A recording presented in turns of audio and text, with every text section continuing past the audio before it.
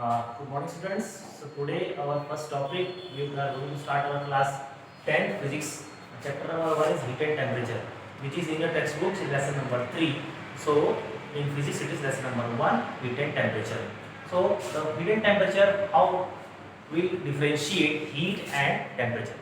Heat means what? Hot. Something is warm. Something is hot. So when you touch a utensil which is kept on a gas stove, you term it as it is hot. That means it has captured some heat and it has become hot. And if you in winter time, if you touch the water available in open, if you touch it, you feel it as cold. You term it as cold. That means you can define or differentiate heat and hot and cold bodies by touching. So here we are going to teach you what is the difference between heat and temperature, how are they related. So temperature, what is temperature? It is the degree of hotness or coldness. Hotness or coldness means the substance which we are touching, its degree of hotness means how much it is hot and how much it is cold. And it is called temperature. Its value keeps changing. Its value always keeps changing. Next, scales of temperature. Now you can see I have made a graph here. In this, suppose it is a body. It has three levels: hot, warm, and cold. Hot, warm, cold means when I have seen you are seeing an arrow going upside. It is written here rising level of hotness. Means when the hotness level is increasing, the substance becomes cold to warm, warm to hot. And here I have written rising of coldness. Coldness, if coldness is rising, that means substance has become hot to warm, warm to cold. Now the scales of temperature. Whenever we define the temperature, we always when we go to the doctor, it asks you, suppose if you are having a fever, it says you are having 100-degree fever or 99-degree fever. That means it is defined by some units. So that actually those are the scales. We have three scales of temperature. First is the Celsius scale, second is the Fahrenheit scale, and third is the Kelvin scale. The Celsius scale we define we write it by degree Celsius. We denote it by degree Celsius. Fahrenheit by degree Fahrenheit, and Kelvin by only K. We don't put here degree symbol, only write here K. The scientifically used term everywhere when we are in future whenever you are going to use the temperature scale, we generally for SI unit we use the scale Kelvin. But in communication in various times for day-to-day communication we always use the term Celsius. So first we need to know what is the boiling point and freezing point in terms of water. So for water, if we are telling about its values, so in Celsius its boiling point is 100 degrees Celsius, which you already know. You have learnt this thing from class 7th 8. Freezing point is 0 degrees Celsius. Means after when you take the water to 0 degrees Celsius, it becomes ice. Next is at Fahrenheit. Fahrenheit, the value becomes 212 degree Fahrenheit, and freezing point is 32 degree Fahrenheit. Kelvin, its boiling point becomes 373 Kelvin, and freezing 273 Kelvin. Now, how it is being related? How you can relate all these three scales of temperature? The best way is to have a formula which we have given in the handouts also, and for handouts you have to come to school. But for on the board I am explaining you the relation between scales of temperature. Means how they relate to different scales. Means if you know the value in terms of Celsius, how you can convert that value to Fahrenheit. So let's go to the formula. First is temperature scale minus freezing point upon boiling point minus freezing point of the first scale. Suppose if I put here Celsius equals to temperature scale minus temperature means the given value, and freezing point means freezing point of water, boiling point of water minus freezing point again. So here it have the second scale. Means suppose if we have to convert Celsius to Fahrenheit, so I will write here Celsius, I will write here Fahrenheit F.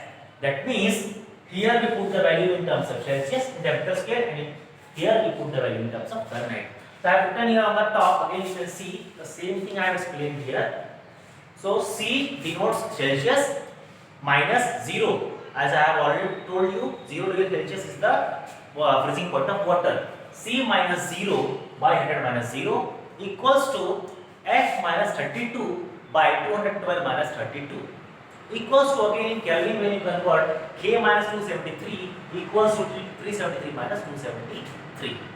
If you need to convert any two of these, you can interchange the values and you can convert in between them.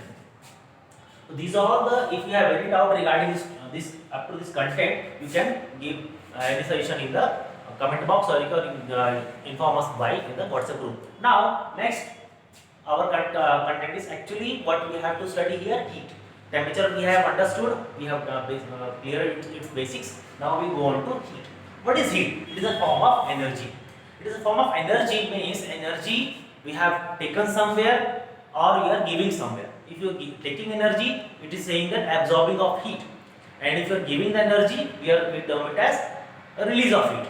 So temperature, any change in temperature, if you are suppose heating a body or if you are cooling a body, so always there is a change in temperature. Change in temperature. The change in temperature denotes that there is some change in energy.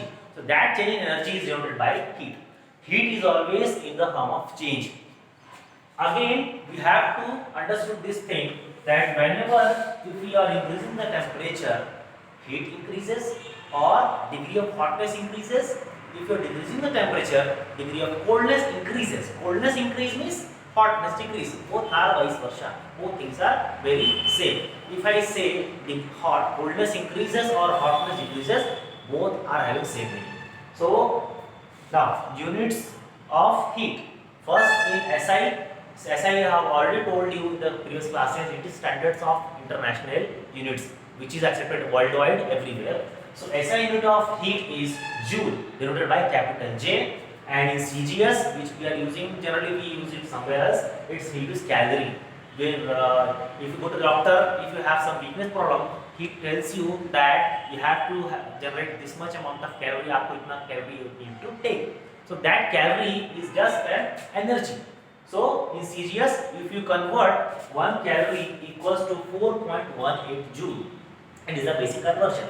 So if you are taking 1000 calories of food, you can say 4180.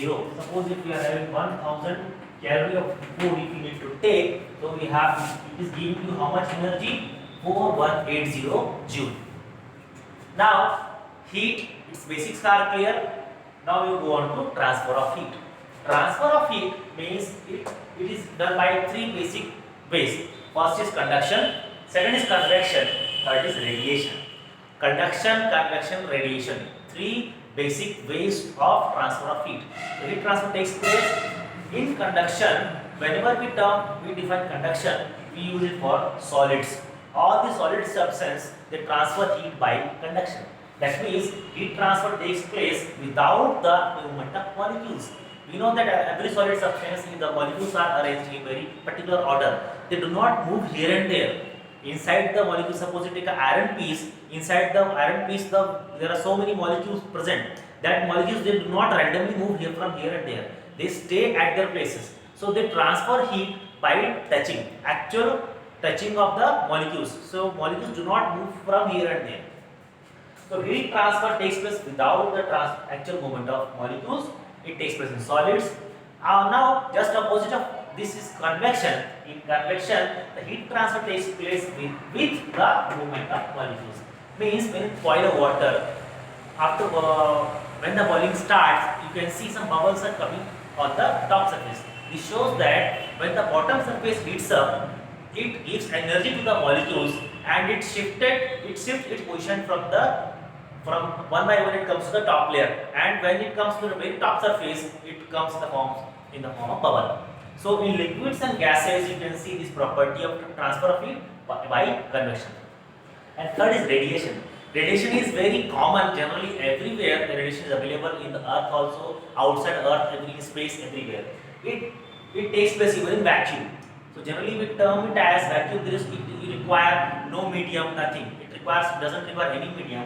Only suppose if I burn up in a room, if I place a very hot substance at some corner and the heat comes, we can after some time we feel its heat. That heat is radiation. So these three terms are included, and its example space, sunlight. The sunlight comes to us, that also is a form of heat. So again we are having some conduction, convection, radiation. So we have some, after this we have some another topic of transfer of heat, that is